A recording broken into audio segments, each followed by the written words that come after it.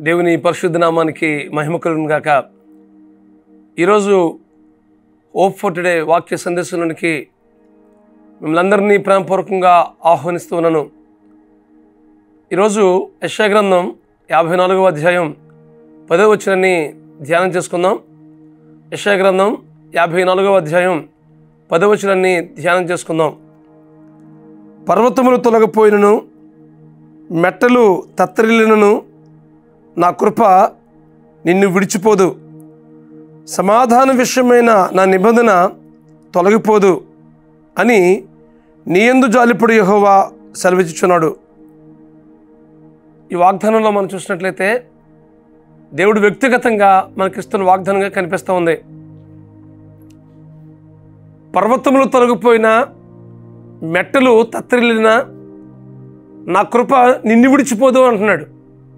నీ విషయమైన నా నిబంధన తొలగిపోదు. ఎంత గొప్ప వాగ్దానం ఇది!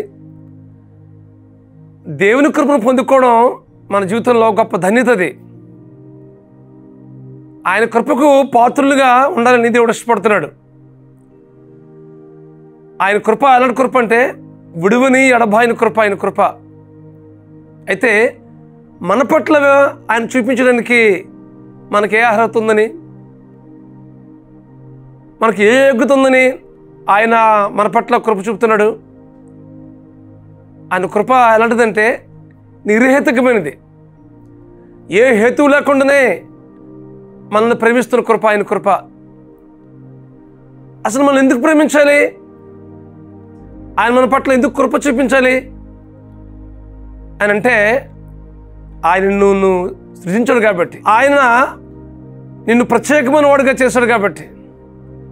దేవుని దృష్టిలో నువ్వు చాలా ప్రత్యేకమైన వాడివి. నీ జీవితంలో చాలా సమస్యలు ఎదురవుతుంటాయి, చాలా ప్రతికూలతలు ఎదురై ఉంటాయి. అవమానాలు, అలాగే ఆర్థిక పరిస్థితులు, అనారోగ్య పరిస్థితులు, ఆయా కుటుంబ సమస్యలు, లేకుంటే కనుక ఉద్యోగాల సమస్యలు, వ్యాపార సమస్యలు మీ జీవితంలో ఎన్నో ఎదురై ఉంటాయి. కానీ ఆ సమస్యలలో ఎంతమాత్రం కృంగిపోవడానికి వీల్లేదు. అవమానంతో ఎంతమాత్రం కూడా మీరు కృంగిపోవడానికి వీల్లేదు. ఎందుకంటే ఆయన కృపను నీ పట్ల చూపుతున్నాడు. పర్వతములు తొలగిపోయినా, మెట్టలు తత్తరిల్లినా, నా కృప నిన్ను విడిచిపోదు అంటున్నాడు కదా. అలాగే నీ విషయమైన నా నిబంధన తొలగిపోదు అంటున్నాడు. ఎంత గొప్ప వాగ్దానం! మన పట్ల ఆయన జాలి చూపిస్తున్నాడు, మన పట్ల ఆయన ప్రేమ చూపుతున్నాడు. నువ్వెవరైనా సరే నీ జీవితంలో ఏ సమస్యను గుండా నువ్వు ఎదుర్కొని నలిగిపోతున్నావో, కృంగిపోతున్నావో, నీ విషయంలో ఆయన సమాధాన నిబంధన చేయాలని ఆశపడుతున్నాడు. అయితే నువ్వు ఆయన దగ్గరికి వచ్చి, ప్రభువా నాకు ఈ సమస్య ఉంది ప్రభువా, ఈ పరిస్థితి నుంచి నన్ను లేవనెత్తు ప్రభువా అని దేవునికి అప్పగించుకుని నువ్వు ప్రార్థన చేసినట్లయితే ఈ సమస్య అంతటి నుంచి విడిపిస్తాడు. అది అప్పుల సమస్య కావచ్చు, ఆర్థిక సమస్యలు కావచ్చు, కుటుంబ సమస్యలు కావచ్చు, ఏదైనప్పటికీ ఆ సమస్య అంతటిని ప్రభువుకి అప్పచెప్పండి. దాని నుంచి విడిపించి నీ జీవితంలో తన సమాధానాన్ని నిన్ను నింపాలని ఆశపడుతున్నాడు. అందుకోసం ఆయనకు ఒక పేరుంది, సమాధానకర్తకు అధిపతిని, కృపామయుడని ఆయనకు పేరుంది. కాబట్టి నీ పట్ల ఆయన కృప చూపించాలని ఆశపడుతున్నాడు. నీ జీవితంలో సమాధానం ఇవ్వాలని ఇష్టపడుతున్నాడు. అసమాధానంతో ఉండడానికి ఎంతమాత్రం వీల్లేదు. చాలామంది జీవితాల్లో ఈ రోజుల్లో చూసినట్లయితే, ఎవరి జీవితాల్లో చూసినా సమాధానం లేమితో కనిపిస్తూ ఉంది. సమాధానంతో బ్రతకలేని పరిస్థితులు ఈ దినాన కనిపిస్తూ ఉంది. ఎప్పుడూ సమస్యలు గుండా ప్రయాణం చేస్తూ, ఆ సమస్యలోనే జీవిస్తూ, ఆ ప్రతికూలతలోనే ఉండిపోతూ జీవితం బ్రతికేస్తూ ఉన్నారు. కానీ నీ జీవితంలో సమాధానాన్ని ఇవ్వాలని, ఆయన కృపను నీ పట్ల విస్తరింపజేయాలని నీ యందు జాలిపడు యెహోవా సెలవిస్తున్నాడు. ఈ మాటను మనం స్వతంత్రించుకుందాం.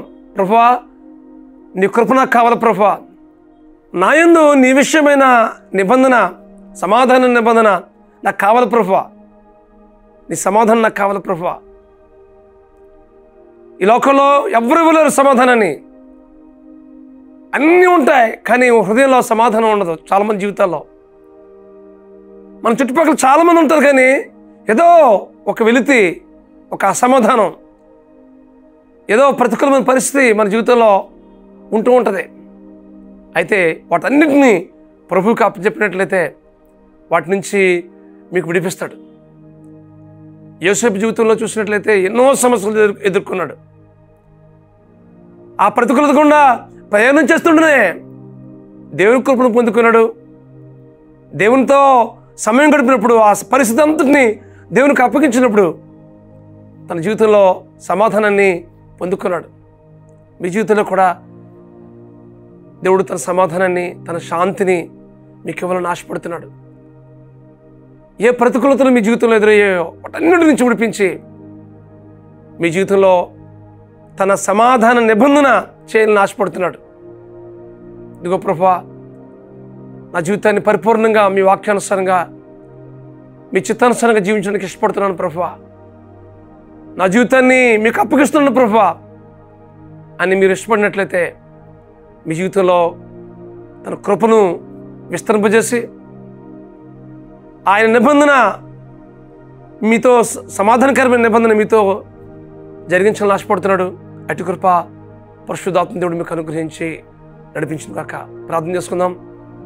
బ్రహ్మస్వరూపుడా, మహాకృపగల మా తండ్రి, పర్వతంలో తొలగిపోయినా, మెట్టలు తత్తరిల్లినా నా కృప నిన్ను విడిచిపోదు. నీ విషయమైన నా నిబంధన తొలగిపోదు అని సెలవిచ్చావు ప్రభువా. ఇదిగో ప్రభువా, మా ప్రియుల జీవితంలో ఏ అసమాధానం, ఎలాంటి గలిబిలి వారి జీవితంలో చోటు చేసుకుందో వాటన్నిటి నుంచి విడిపించవలసిందిగా ప్రార్థిస్తున్నాం ప్రభువా. పరిస్థితుల మీద దృష్టి నిలుపుతూ కృంగిపోతున్న వీరి జీవితాల వైపు మీరు ఒకసారి కనికరించవలసిందిగా ప్రార్థిస్తున్నాను తండ్రి. సమాధానకర్తకు అధిపతివి ప్రభువా, కృపామయుడునైనా మీరు జీవితంలో మీ కృపను విస్తరింపజేసి నిత్యమైన నిబంధన, సమాధాన నిబంధన మీరు జీవితంలో జరిగించి మీరు జీవితాల్లో మీ గొప్ప కార్యం జరిగించి మీరు మహిమ పొందమని మా ప్రభువైన యేసుక్రీస్తు నామములో ప్రార్థన చేయుచున్నాం తండ్రి. ఆమేన్, ఆమేన్, ఆమేన్. మీ జీవితంలో దేవుని కృపను విస్తరింపజేయట్లో, ఆయన సమాధాన నిబంధన మీ జీవితంలో జరిగించట్లో పరిశుద్ధాత్మ దేవుడు మీకు అనుగ్రహించి నడిపించును గాక.